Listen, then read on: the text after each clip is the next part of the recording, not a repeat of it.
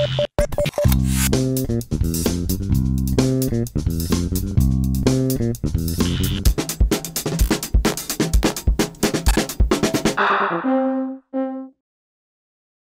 le cadre de plusieurs projets réalisés en collaboration avec différentes structures jeunesse, Christian Wolz est venu pour la première fois à Cattenom visiter des classes de maternelle pour rencontrer ses enfants qui, depuis le début de l'année scolaire, ont travaillé sur ses livres. Donc le point d'ancrage de Christian Wolz, du projet Wolz, c'était vraiment, au départ, c'était « Vous voulez rire, le spectacle ». Donc autour de ce monde un petit peu fait de briques et de broc, de plein de petits personnages attachants, on a, nous à Zensich, le projet de travailler sur le bestiaire. Donc à travers des animaux, enfin on fabrique des petits animaux et puis à base de matériaux de récupération. En effet, ces histoires ont la particularité d'être animées par des personnages faits en matériaux de récupération. Une idée insolite au premier abord, mais les enfants n'ont eu aucun mal à s'adapter, de même pour les enseignants qui ont beaucoup apprécié le côté ludique et créatif du projet. Déjà pour les enfants, ça leur permet de voir qu'un livre, finalement, c'est pas juste un nom écrit sur la couverture. Ça leur permet de voir justement la personne qui va produire ces livres. Et c'est quelque chose qui devient concret pour eux.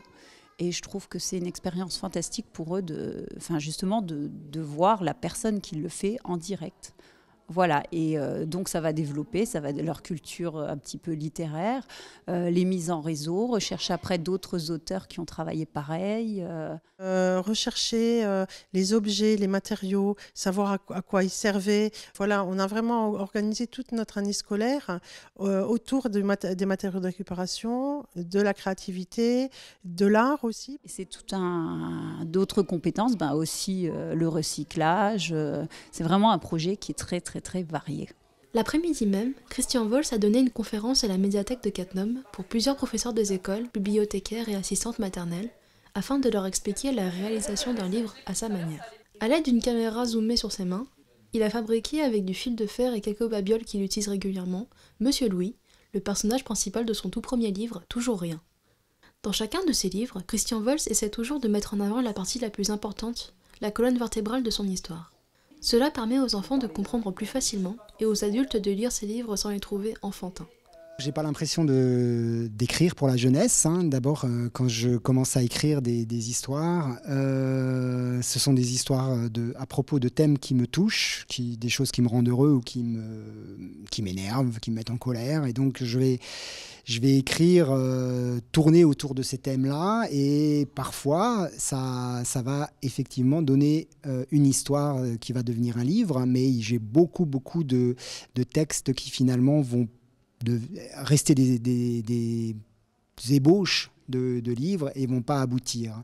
Des hommes, des femmes, des enfants ou même des animaux, Christian Wolz peut tout réaliser avec des matériaux de recyclage. Humoristiques, amoureuses ou querelleuses, les mises en scène sont nombreuses et n'importe quel objet peut avoir sa place tant qu'elle réussit à se fondre avec les autres éléments. Je commence par faire un dessin de l'illustration, de la page, et puis je vais réaliser les têtes des personnages avec du fil de fer, les yeux avec des petites rondelles, avec des objets que je trouve. J'ai tout un stock de petits objets dans mon atelier. Le nez, ça va être un manche d'outils ancien. En fait, le dénominateur commun de tous ces objets, c'est le temps qui est passé dessus et qui a laissé sa trace. C'est-à-dire que ce sont des objets qui sont patinés, ce sont des métaux rouillés, des cuirs craquelés, des bois flottés, etc. etc. Et en l'occurrence, je vais créer des scènes. Et ces scènes vont être photographiées. Ce sont les photos qui vont faire les doubles pages des livres.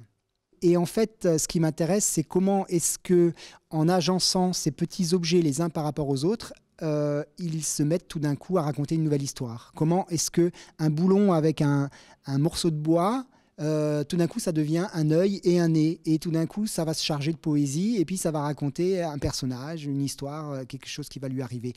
Pour Christian Wolz, les rencontres avec son public sont vraiment importantes, car vu qu'il possède déjà tous les outils dont il a besoin dans son atelier et qu'il ne communique que par mail, il n'a aucun réel contact avec le public.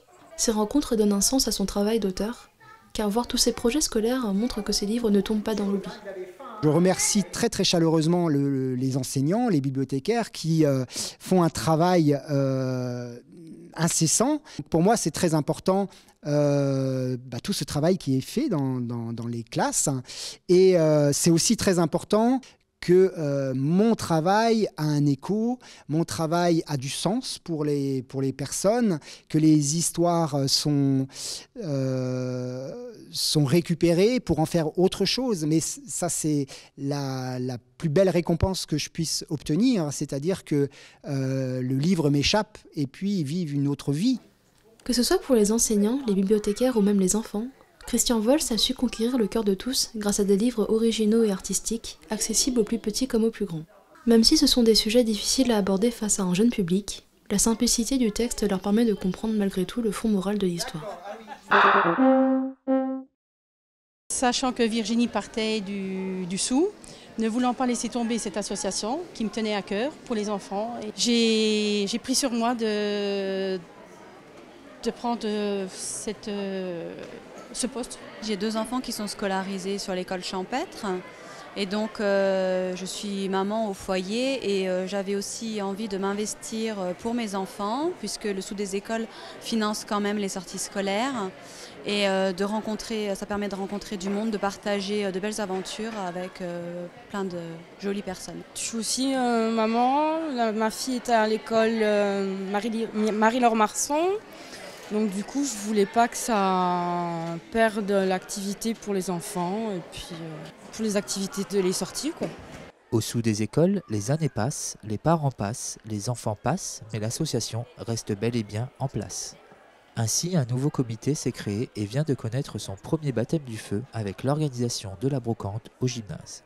C'est du gros travail, mais bon, qui est avec beaucoup d'aide, même de l'extérieur, des gens qu'on ne connaissait pas, qu'on a appris à connaître. Ça se passe très bien. Ceux qui étaient disponibles ont été. Moi, j'ai juste donné un tout petit coup de main. Bon, après, j'essaye d'être un peu partout aujourd'hui, quoi. C'est pas facile, mais quand on a un stand, faut qu'on aide quand même, quoi. Le nouveau comité a été créé et voté en octobre. Tout s'est déroulé très très vite. Donc on a mis un petit peu la main à la pâte, mais il faut dire que c'est quand même beaucoup Linda et puis Sophie, trésorière, qui ont vraiment fait le gros du travail au niveau courrier, au niveau démarche administrative. Moment opportunément choisi juste avant Noël, les visiteurs étaient surtout venus pour chiner des jouets et avec l'esprit de fête du moment, étaient plus enclins à se restaurer. Une aubaine pour l'association qui aura pu dégager un joli bénéfice pour un investissement financier minimal. Comme beaucoup d'adolescentes, Nathalie préférait s'inventer des histoires dans sa chambre plutôt que de faire tous ses devoirs. Cette passion est devenue son métier au sein d'une compagnie qu'elle a fondée il y a 32 ans, avec laquelle elle est venue proposer une histoire de marionnettes pour enfants intitulée Les Deux Rois. C'est très très difficile de trouver une histoire qui puisse plaire à des enfants de 3 à 8 ou 10 ans. Il y a un monde de compréhension qui les sépare. Alors, c'est toujours un casse-tête. Je trouve un début d'histoire, je le raconte, je lis beaucoup de livres pour jeunesse. Voilà, et petit à petit, ça avance. Voilà. L'histoire est celle d'un jeune prince qui, pour prouver qu'il est mûr pour devenir roi un jour, doit lui construire un bateau pour l'aider à voyager lorsqu'il lui passera le flambeau de la royauté. S'ensuit une aventure qui nous fait voyager à travers divers lieux et au fil des années, mais avec cette quête qui met en scène des personnages récurrents tels que la sorcière, la cuisinière et la jeune paysanne. 3 heures d'installation sont nécessaires pour mettre en place un décor dont la particularité est de tourner sur lui-même pour laisser apparaître des lieux différents. C'est le rêve de tous les scénographes parce que avoir un décor qui tourne, c'est formidable. On peut changer de décor. Donc j'avais déjà fait un précédent spectacle comme ça. Ce décor-là est plus gros, plus compliqué. Il y a 4 tableaux. Mais en théâtre aussi, on voit quelquefois ce qu'on appelle des tournettes avec des comédiens dessus.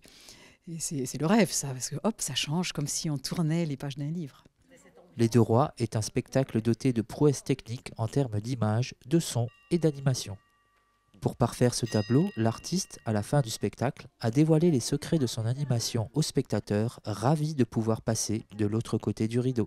Je me suis aperçue, il y a quelques années, que, à ma grande surprise, des amis à moi qui avaient vu mes spectacles, qui me connaissaient, ignoraient tout de comment ça marche. Alors je suis tombée assise en me disant « Mais vous n'avez pas compris comment… » Ah non, on n'a pas compris.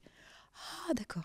Alors du coup, je me suis dit « Tiens, C'est peut-être que les autres personnes, le public qui vient de voir le spectacle, ils sont peut-être curieux après tout. Et oui, les gens sont curieux.